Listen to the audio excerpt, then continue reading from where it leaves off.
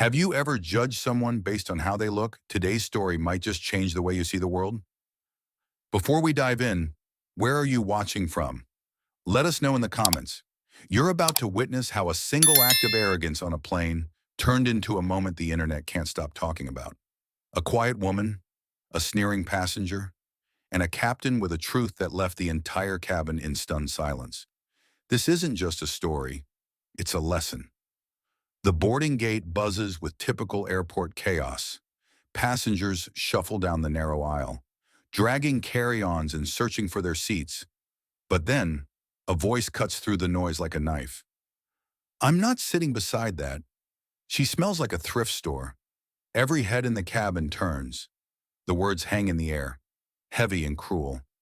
They come from a man in an expensive suit, Lucas Brennan, who's staring at his boarding pass like it personally offended him. Here's the thing about moments like these. They reveal who we really are when we think nobody important is watching. And Lucas Brennan was about to learn that lesson the hard way. The young woman sitting by the window doesn't flinch. Her natural blonde hair is pulled back in a simple low bun, a few gentle strands framing her delicate features. She's wearing a faded beige coat that's seen better days, and her worn flat shoes tell stories of countless quiet journeys. Her face, naturally beautiful, without a trace of makeup, holds something Lucas completely missed: dignity. Lucas waves his boarding pass at the flight attendant, his voice getting louder. "Don't you have homeless shelters for people like her? I paid for this seat, and I shouldn't have to sit next to someone who clearly can't afford to be here." The flight attendant shifts uncomfortably. She's trained for turbulence, medical emergencies, even unruly passengers. But this kind of cruelty, this cuts deeper than any safety protocol could prepare her for. Passengers around them start pulling out their phones. Some are recording, others are texting. The digital age means nothing stays private anymore. Lucas doesn't seem to care. He's too busy making his point. Other travelers whisper among themselves. A young mother covers her child's ears. A businessman shakes his head in disgust. An elderly gentleman starts to stand up, ready to say something, but his wife gently pulls him back down. And through it all, the woman by the window remains calm. She turns slightly toward Lucas, and with a voice as steady as a heartbeat, she says, "It's okay. I've sat beside worse fear than this." The words are simple, but they carry weight. She's not talking about his cologne or his attitude. She's talking about something deeper, something that makes Lucas pause for just a moment, though he's too angry to really hear what she's saying. The cabin grows quieter. Even the usual airplane sounds seem muted. The hum of the air conditioning, the rustle of passengers settling in, the distant sound of luggage being loaded below, everything feels suspended, waiting. That's when it happens. The cockpit door opens with a soft click. The sound is barely audible, but somehow everyone hears it. A figure emerges from the front of the plane. The captain, tall, confident, wearing the crisp uniform that commands respect at 30,000 feet. But this isn't what Lucas expected. The pilot is a woman. Her hair is pulled back in a professional bun, her shoulders squared with the kind of confidence that comes from years of training and responsibility. She has the same gentle eyes as the woman by the window. But right now, those eyes are anything but gentle. She walks down the aisle with purpose. Her footsteps are measured, deliberate. Every passenger she passes seems to hold their breath. This isn't a routine safety check or a friendly greeting. This is something else entirely. She stops directly in front of Lucas Brennan. The man who was so confident just moments ago suddenly looks smaller. The expensive suit doesn't seem to fit quite right anymore. The boarding pass in his hand trembles slightly. The captain's voice is steady, professional, but there's an edge to it that could cut glass. She looks directly at Lucas, then at the young woman by the window, then back to Lucas. "Sir," she begins, and the entire cabin falls silent. Not a cough, not a whisper, not even the sound of someone shifting in their seat, just silence. "You just humiliated my mother, the woman who taught me how to fly." The words land like thunder in the small space. Lucas's face goes pale. The phone cameras that were recording his tirade are now capturing something entirely different. They're capturing the moment when karma doesn't just knock on your door, it kicks it down. The young woman by the window, who had endured his insults with such grace, is Captain Sarah Mitchell's mother. The woman who had worked multiple jobs while serving in the military to support her family. The woman who had achieved more by age 25 than most people do in a lifetime, and who had sacrificed everything to raise her daughter. The woman who taught her daughter that the measure of a person isn't found in their bank account or their designer clothes. It's found in how they treat others when they think nobody's watching. And Lucas Brennan had just failed that test spectacularly in front of the one person who mattered most. The silence in the cabin is deafening. You could hear a pin drop. The flight attendant near the galley wipes tears from her eyes. Other passengers lean forward, hanging on every word. Captain Sarah Mitchell stands tall, her voice carrying the weight of truth as she continues. She once saved 11 lives in combat. Now you won't even sit next to her. Lucas Brennan's world is about to be turned completely upside down. The woman sitting quietly by the window, the one he dismissed as nothing more than a burden, has a name: Emma Carter, 28 years old. And her story would humble anyone with half a heart. For 8 years, Emma Carter wore the uniform of the United States Air Force, not behind a desk, not in some safe administrative role. She was in the cockpit, flying missions that most people only see in movies. She had become the youngest female pilot in her squadron, earning her wings at 21 when most women were still fighting just to be taken seriously in aviation. During her service, she flew rescue missions that saved lives and changed the course of operations. 4 medical evacuation flights. 4 times she flew into hostile territory to bring wounded soldiers home. 4 times she risked everything for people she'd never met, people who couldn't help themselves. But here's what makes Emma Carter truly remarkable. After sustaining injuries in her final mission that ended her flying career, after all those commendations and medals tucked away in a box at home, she never talks about it. She doesn't wear veteran caps or military t-shirts. She doesn't post about her service on social media or tell war stories at coffee shops. She just lives quietly, simply, with the kind of humility that comes from knowing your worth doesn't need to be displayed for others to validate.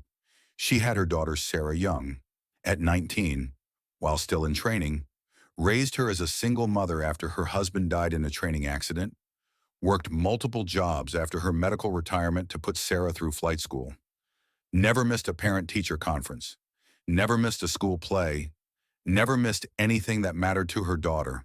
Sarah grew up watching her mother be overlooked, underestimated, dismissed by people who judged her by her simple appearance instead of her character. People who saw a young woman in a faded coat and assumed they knew her whole story. And now, one of those people is sitting right next to her. Suddenly, a passenger in the back row holds up his phone. He's been live streaming the entire encounter. The video is already gaining traction online. Comments are flooding in. The hashtag hero in seat 27. A is starting to trend. Another flight attendant, who has been listening from the galley, steps forward. Her voice shakes with emotion as she speaks. She's one of the only women to complete the Thunderhawk maneuver in live combat. The Thunderhawk maneuver. Even passengers who know nothing about military aviation have heard of it. It's the kind of flying that separates legends from everyone else. It's precision under pressure. Life and death decisions made in split seconds at impossible speeds. The passengers who had been looking away, embarrassed by Lucas's behavior, now stand up one by one. They approach Emma Carter's row, not to gawk, but to apologize, to thank her, to acknowledge what they should have seen from the beginning.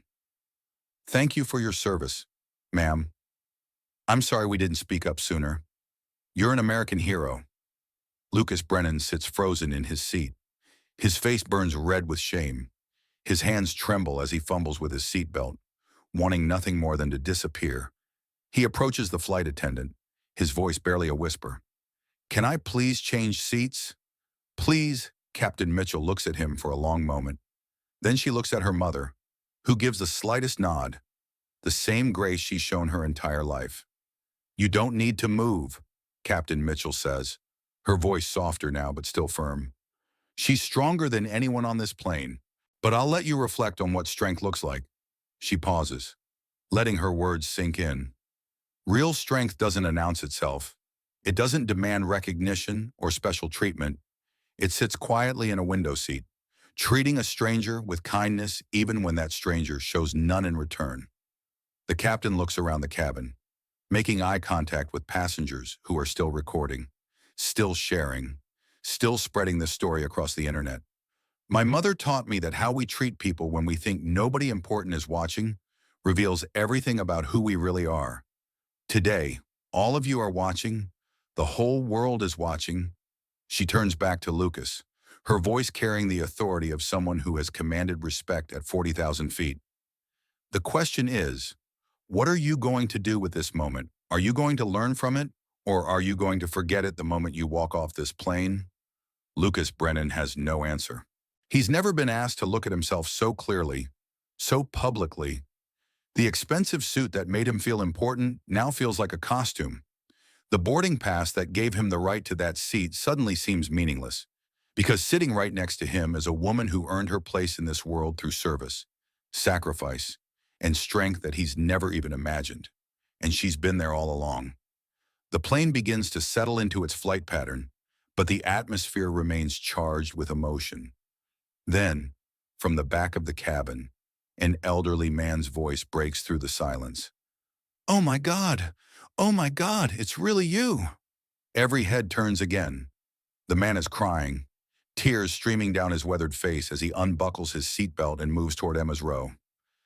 "Ma'am, you probably don't remember me, but you saved my son's life 8 years ago at Bagram Air Base. Tommy Rodriguez. He was critically injured in an explosion. The doctors said he might not make it." His voice breaks as he continues. "You flew him out under enemy fire. You risked everything to get him to medical care. You saved his life." The cabin fills with quiet sobs. Flight attendants wipe their eyes. Even Lucas Brennan, still reeling from his own awakening, finds himself moved by this man's gratitude. Emma Carter looks up at him with that same gentle smile she's worn throughout this entire ordeal. "Tommy Rodriguez? Of course I remember Tommy. How is he doing?" "He's married now, has a little girl. He's a firefighter, ma'am. He saves lives because you taught him that life is precious." The flight continues in near silence for the next 30 minutes. Passengers stare out windows, scroll through their phones, or simply sit in reflection. The viral video is spreading faster than wildfire. Comments pour in from around the world. People sharing their own stories of unsung heroes. Veterans recognizing Emma from old photographs. Family members of soldiers she helped. The hashtag hero in seat 27. And it isn't just trending, it's starting a conversation about how we see people, how we judge them, and what heroism really looks like. A young boy, maybe 8 years old, traveling with his grandmother, peers over the seat back. His curiosity finally gets the better of him. "Ma'am, were you really in the Air Force?" Emma turns to him with the same patience she's shown everyone else today.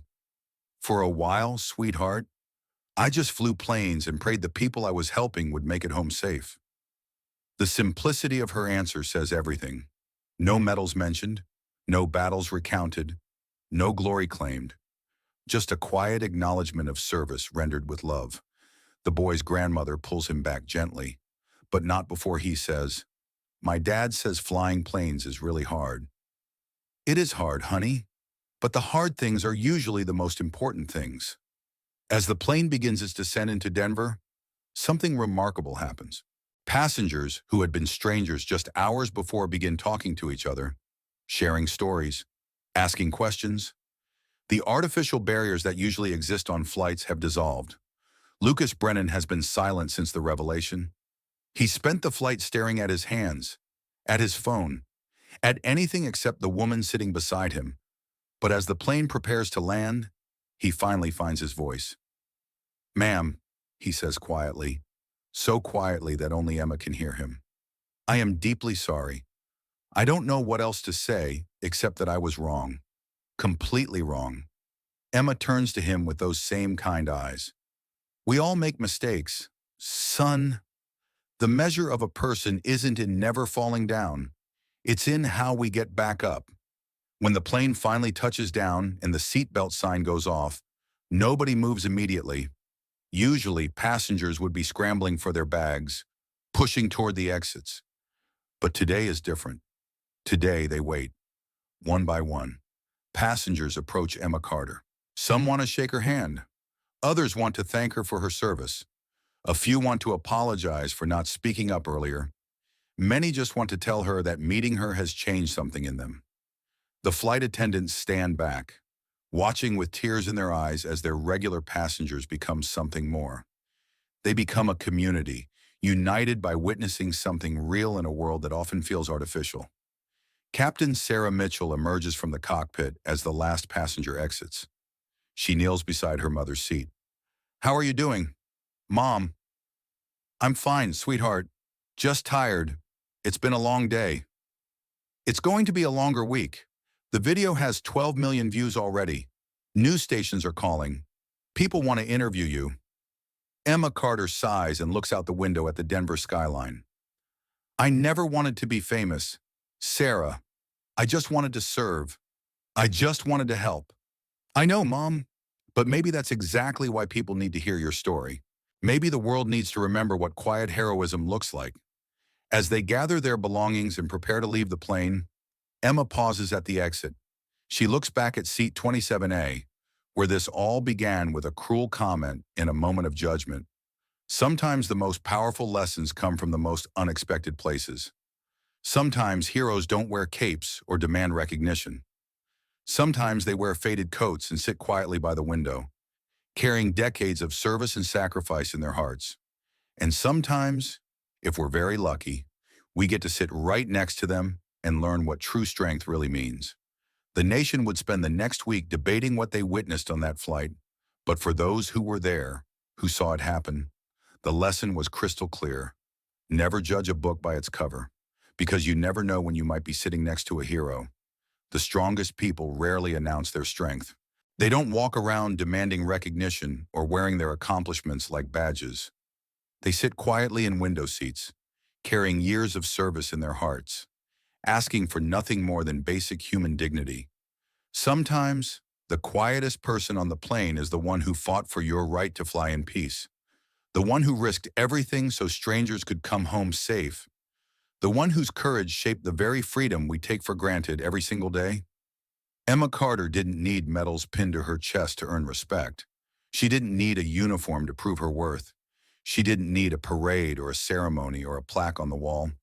She just needed people to stop judging by appearance, to look beyond the surface, to see the person, not the package. To Lucas Brennan, she looked like a nobody, someone to be dismissed, avoided, complained about, someone who didn't belong in his space, in his world, in his carefully constructed bubble of privilege.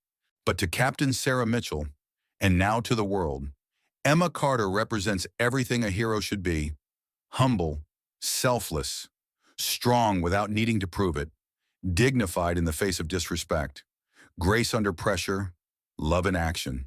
This story isn't really about one flight or one moment of cruelty. It's about all of us. It's about the snap judgments we make every single day, the assumptions we carry, the people we overlook because they don't fit our narrow definition of important. It's about the veteran at the grocery store, the teacher on the bus, the nurse in line at the coffee shop, the parent at the playground, the countless heroes walking among us, invisible to those who only see uniforms and titles and outward signs of significance. Let's be better than Lucas Brennan was that day. Let's look deeper. Let's ask questions instead of making assumptions. Let's choose curiosity over judgment. Let's choose respect over dismissal. Because heroes don't always wear uniforms. Sometimes they wear faded coats and sit by airplane windows, carrying the weight of the world with quiet dignity. And sometimes, if we open our eyes and hearts, we might just be fortunate enough to sit right next to one.